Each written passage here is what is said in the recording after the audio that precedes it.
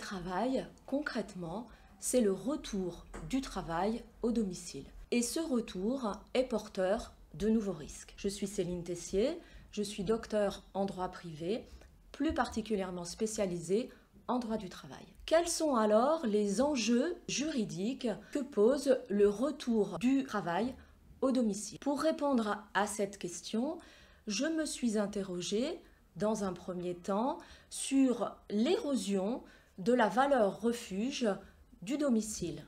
En effet, les historiens nous l'enseignent, il a fallu que le travail quitte le domicile et s'exerce à l'usine pour que le domicile acquiert la valeur refuge sur laquelle est construite la protection de la vie privée. Se pose alors, avec le retour du travail au domicile, à nouveaux frais, la question de la protection de la vie privée et du domicile.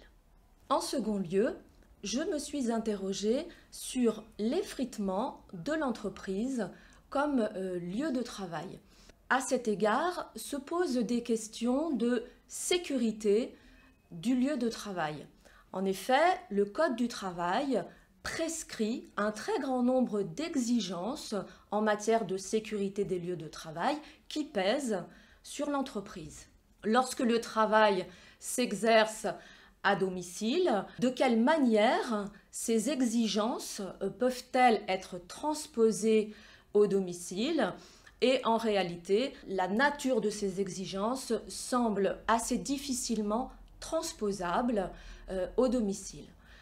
Se pose alors la question de comment, de quelle manière garantir la sécurité du lieu de travail lorsque le travail s'exerce à domicile. En troisième lieu, je me suis penchée sur les conditions de travail et dans cette perspective, j'ai étudié une centaine d'accords d'entreprise qui mettent en œuvre le télétravail et de cette étude, il ressort que la santé au travail, telle que l'isolement au travail, telle que l'aménagement du poste de travail, ces questions-là ne sont pas envisagées à la hauteur des risques. Finalement, ma recherche montre que protection du domicile, la santé et la sécurité au travail devront faire l'objet d'une vigilance renforcée lorsque le travail s'exerce au domicile.